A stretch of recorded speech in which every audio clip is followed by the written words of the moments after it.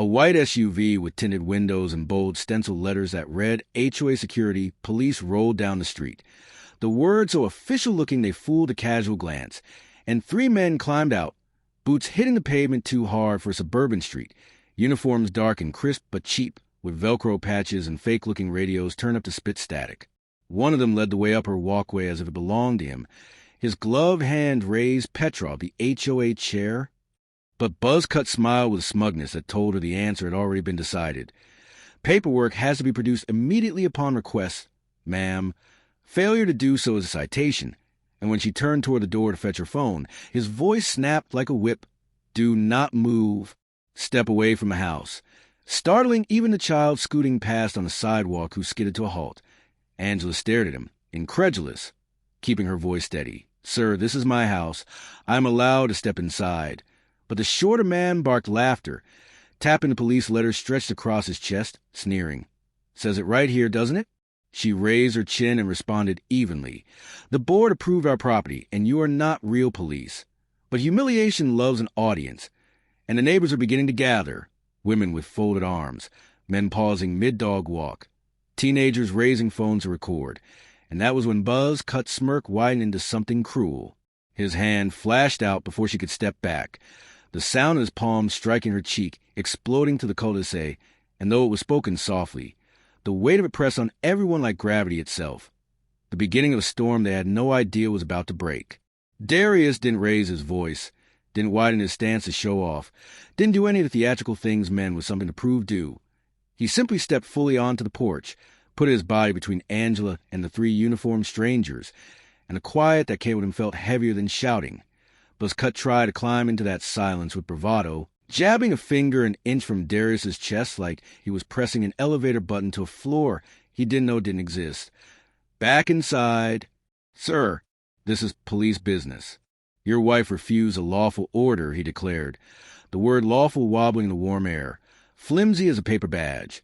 The fox-faced one flicked his baton out with metallic snap meant to scare, his smirk too big for his face, tossing in, interference is a crime. Big man. Last warning. While the heavy-set one, freckles glistening with sweat, hovered near the SUV, hand resting on a cheap radio as if his thumb could summon legitimacy, Angela, one hand still cupped to her smarting cheek, whispered, Darius, I'm okay. And he dipped his head just enough to tell her he heard, the motion a gentle break in a body otherwise carved from restraint. Then he spoke, almost conversationally. You hit my wife. And his eyes slid to the fox-faced baton holder, then to Buzzcut's. Open palm as if he were reading a crime scene in fingerprints. And you're standing on my porch pretending to be something you're not. That ends now. A murmur crawled through the watching neighbors.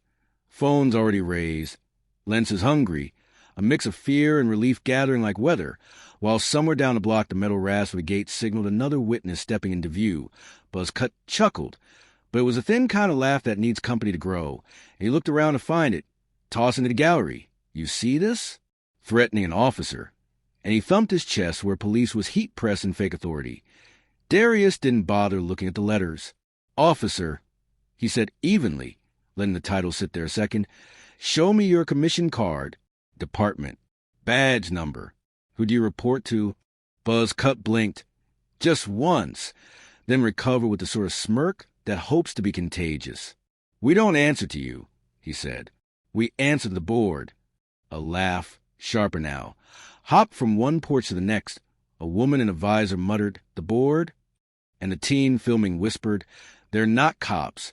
And that pressure, truth tightening around a lie, made Foxface step forward into the gap of volume. Sir, place your hands behind your back and kneel, he barked, baton angled like a cheap movie prop. Failure to comply. We're done with pretend, Darius said softly, and it should not have carried, but it did, sliding under the murmurs like a keel under water. With his fingers loose and his palms visible, he lowered his hands to his sides. 3 choices, he continued, voice as steady as a metronome. You leave. You apologize to my wife. Or you make another mistake. The words landed with the clean inevitability of rules written anywhere that matters. Ranges, ship decks, places where outcomes are negotiable. Buzzcut laughed and asked, You threatening us? Darius said, I'm warning you. And his eyes never left theirs. Such a difference. The heavy-set individual pressed his radio and cleared his throat as if to relieve tension. "Unit 6 to base," he said into static, glancing toward the clubhouse like it could throw him a lifeline. "Subject is hostile, requesting base?" A neighbor echoed, incredulous. "Base," the visor woman repeated, and now the board member who'd been standing at his driveway's edge, polo shirt tucked tight, sunglasses perched like a badge of office, called out, "Gentlemen, perhaps de-escalate." But he didn't step closer, didn't own the mess he'd signed off on, just to the word like a towel from the bleachers. "Step back inside." Fox face snapped, baton pointing at Darius' sternum, "or get on the ground." And he swung the stick in a lazy figure 8 meant to hypnotize. Darius' eyes tracked it once, not the weapon, but the wrist, the elbow, the placement of feet. The sum of things a lifetime of training turns into second nature.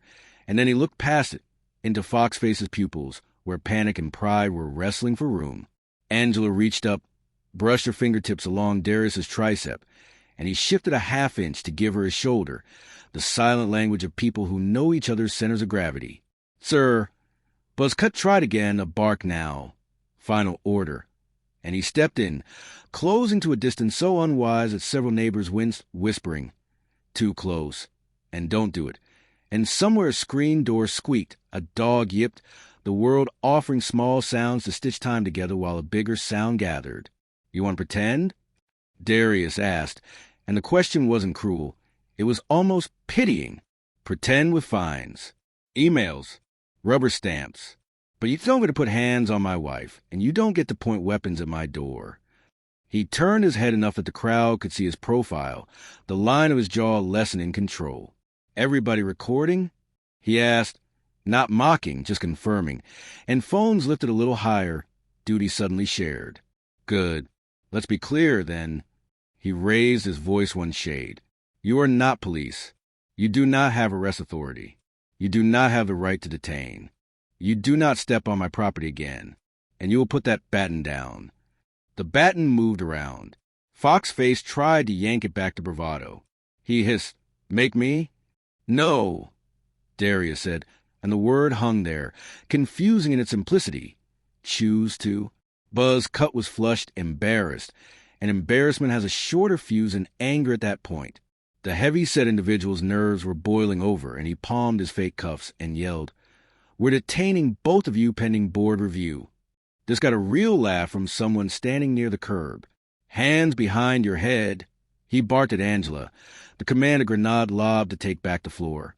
Darius moved, not big, just enough, his weight settling into his heels, his shoulders angling, a line you could miss if you'd never been taught to see it, and neighbors who had never watched a fight outside a pay-per-view suddenly felt the hair lift on their arms because the air changed, low-pressure system dropping in an instant.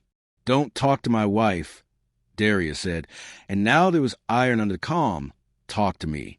Fox face grinned too wide, mistaking iron for invitation. "Gladly," he said, and he slid his foot, telegraphing the lunge 3 beats early, baton tilting, left shoulder dipping, signals to a trained eye as bright as runway lights. "Don't," Angela breathed. The board member adjusted his sunglasses, cowardice polishing its lenses. The visor woman whispered, "Lord, stand with him." Buzzcut spat, "Put him down," to nobody in particular and the fate itself. "Last chance," Darius said, and the way he said it wasn't for show, it was ritual, the line he always drew before he had to become a thing that ends things. "Apologize. Leave." Silence answered. Fox face laughed, a sound like a hinge, and shot forward, baton slicing the gap. The crowd inhaled as one. Time ran out. Darius's hands rose, empty, precise, and then, right before kinetic truth could snap into place, 2 distant sirens began to curl toward Maple Ridge from opposite directions, a layered wail that made imposters flick their eyes over shoulders they should never have exposed, breaking their focus to the length of a heartbeat. "Good," Darius said softly, just for Angela to hear, the tiniest breath of relief sliding through the steel. "Let's have witnesses who wear real badges." And even as Foxface committed the arc, he couldn't unspool. Darius adjusted a fraction, his heel turning, his center dropping, and every phone in the cul-de-sac found a frame, the moment balanced on a knife's edge where arrogance ends and consequence begins. Fox's face swung, but he never even finished the arc. Darius's hand snapped up, clamped the man's wrist, and with a twist so fluid it looked rehearsed, the baton dropped with a hollow clatter to the pavement as Fox's face cried out, knees buckling, face twisting in shock. Before the neighbors could even gasp, Buzz cut lunged, his fist cocked, bellowing to save face. But Darius pivoted on the ball of his foot, drove his elbow into the man's sternum with surgical precision, and followed with a leg, sweep that dumped him flat on his back in the grass. Choking on his own breath, the heavy-set one, freckled and panicked, scrambled for his radio, stammering into static. Unit down. As if fake calls could summon real authority. But Darius was already there, plucking the plastic from his hands, spinning him into the SUV so hard the glass rattled, then yanking the cuffs from his belt and snapping them on his wrists as if to teach him what real restraint felt like. It all happened so fast. Neighbors filming couldn't keep their lenses steady. Gasps rippled like aftershocks, and Angela, still holding her cheek, whispered his name, Darius. Not to stop him, but in awe, because she could see the control in every motion. Fast, decisive, but never reckless. Never more force than was needed. Fox's face rolled on the ground, clutching his wrist. Buzz cut groaned in the grass. Freckles whimpered against the SUV, and the crowd began to murmur louder. They're not real cops. He took them all down. Somebody called the actual police. And then, as if on cue, the sirens grew louder, closer, until black and whites with flashing lights turned into the street, engines rumbling, doors swinging open as uniformed officers piled out, hands on their holsters, scanning the scene. 3 broken men in fake uniforms, fake badges scattered across the asphalt, a Navy SEAL standing tall in front of his wife, calm as stone. For a heartbeat, no one spoke. The neighbors started shouting at once. They slapped his wife. He didn't start it, they did. We got it all on video. And the officers froze, taking it in, their eyes widening as one bent to pick up a flimsy tin badge no department in the state would ever issue. These aren't cops. One officer muttered, and another growled, imposters, before snapping real cuffs onto fakes who now sat groaning, humiliated, their arrogance draining like water through broken glass. Darius finally exhaled, put his arm around Angela, pressing a kiss to her temple, and in the swirl of flashing lights, recording phones, and murmurs of justice, one truth hung in the air heavier than any gavel. They had chosen the wrong family, and it had cost them everything. Angela sat between her sister and a victim advocate. A thin bandage near her cheekbone, the only visible sign of the slap that had ruptured a quiet day. The prosecutor stood and built the day piece by piece. Not with fire, but with the discipline of Mason. Photo of the white SUV with HOA security police stenciled on it like a dare. A close-up of the heat-pressed police letters wrinkling on buzz cuts. I told them they were not police. I told them this was my home. He hit me anyway. And across the aisle, one of the imposters shut his eyes the way people sometimes do when they hear themselves described without the flattering audio track they use in their own heads. The prosecutor asked if she had been resisting when she reached the screen door, and Angela said, I was going to get proof, and her sister squeezed her hand so hard the knuckles blanched. Then Darius took the stand, his yes, Your Honor, a low current, and he did not posture any more than. He had on the porch, did not lean into his rank or his resume, only answered questions with the same practiced precision that had guided his hands. I warned them. I offered choices. I moved only when the baton swung and the command to handcuff my wife was given. And when defense counsel asked if he could have retreated into the house to avoid escalation, he said, My wife was between them and the door. I don't put distance between danger and the person I love. And the simple sentence landed heavier than any speech could have. The final witness was a real officer, the first on scene, who held up one of the imposters' tin badges with 2 fingers like a dead moth and said, I've been in uniform 15 years. This is a toy. And the courtroom's temperature shifted at the word toy, the humiliation of it finally trumping the bluster that had fueled the afternoon.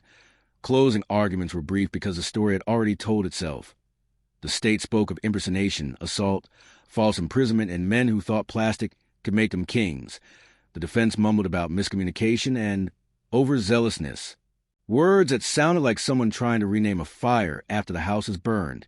Judge Lawson leaned forward, hands tented, and took a moment that stretched.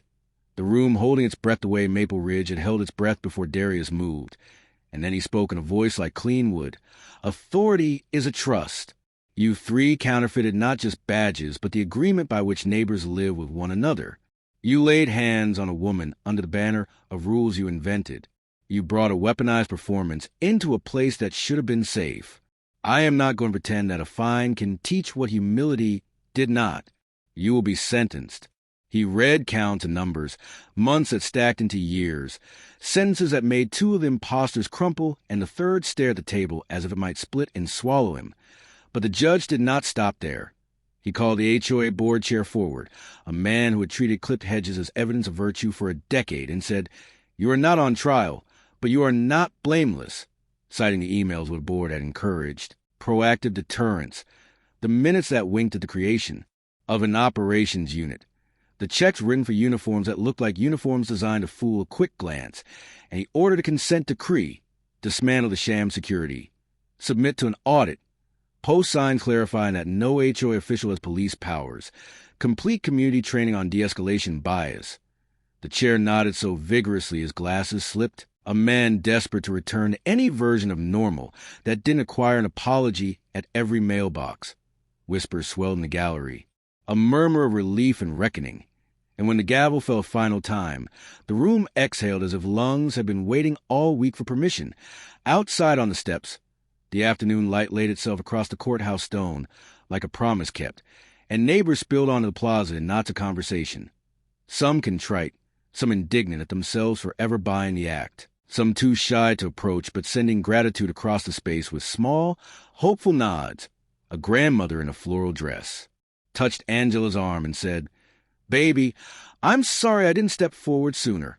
And Angela, who had spent days tossing the word sorry around in her mind like a stone she wanted to skip and finally drop, squeezed the woman's fingers and said, "You're here now." It was strange how much that helped. Cameras hovered at a respectful distance, the story already racing from neighborhood threads to local news to timelines. But Darius ignored them, scanning for his wife first. And when she met him, halfway she fit into his side like a truth finding its place. "You okay?" he asked, looking at the fading bruise, and she said, "I am," then added, because honesty is a muscle she had trained as hard as he trained his breath, "because you were there, but mostly because you were the man you are." And he smiled the way men smile who never expected praise for doing what they consider non-negotiable, and he kissed her temple the way he had on the street. And for a heartbeat, the courthouse steps felt like a porch again. Reporters edged closer, polite, and one asked Darius, "What do you want people to take from all this?" And he said, "That authority without honor is just noise. That you don't let noise decide who you are. That protecting your family starts with your voice and ends, if necessary, with your body, but you always choose the least force that keeps everyone breathing." And the sentence went further than the microphones could, because it made a shape in the air that stayed when the vans rolled away. The HOA chair approached, hat in hand, in a way that looked unconvincing on a man who had loved his hat a little too much, and tried to apologize into the collar of his polo. Angela listened, accepted, and said, "Fix it. Not for us. We're not going anywhere." For the next person you wouldn't believe if they didn't have a veteran standing behind them. And the chair nodded and promised committees and reforms and signs. But for once the promises did not blow away in the breeze, because the court had stapled them to consequences. That evening, Maple Ridge looked different because the people in it looked at one another differently. The jogger waved longer, the team with the scooter knocked and offered to carry. Groceries. The visor woman brought over a casserole she insisted was terrible and Angela insisted was perfect, and the porch light of the board member flicked on earlier than usual. His silhouette small in a window as he read the consent decree like scripture. Darius grilled chicken because it was what Angela had been craving before the world tried to rename their address. And while the smoke curled up like a slow prayer, he stood at the railing and watched the street the way you watch water. After a storm to see if it will rise again, Angela came out with 2 plates and nudged his hip with hers. And he said, "You sure?" And she said, "I'm sure," and then added with a grin that pushed the bruise's edge but didn't hurt, "Besides, you still owe me a slice of pecan pie." And he laughed and said, "Roger that," and handed her a fork. Later, as the cicadas sawed their small violins and the neighborhood dogs negotiated invisible fences with one another, Angela leaned back in her chair and said, "You know what I keep thinking?" And Darius said, "What's that?" And she said, How quiet was right before you moved. And he nodded, because he remembered that quiet too. The hush that isn't peace but the pause between a wrong note and the chord that fixes it. And he took her hand and said, "We'll make a lot of quiet like this, the good kind." And she squeezed back, and somewhere down the block a wind chime pinged a single bright note in a breeze that seemed relieved to be just a breeze again. The videos would keep playing online for a while. The comments would rage and cool. The HOA would attend its training and swap its hubris for humility. And 3 men would spend time in rooms they could not swagger their way out of, counting days, and perhaps learning the difference between rules and respect. But the headline that mattered lived at a kitchen table with 2 plates and a pie. No costume strong enough to erase a man's duty to protect. No badge fake enough to make a woman forget where she belongs. And a neighborhood that learned under hot lights and hard questions, that strength without honor is just a louder kind of weakness, and that the quiet resolve of a family who refuses to bow is a kind of authority that does not need sirens to be heard.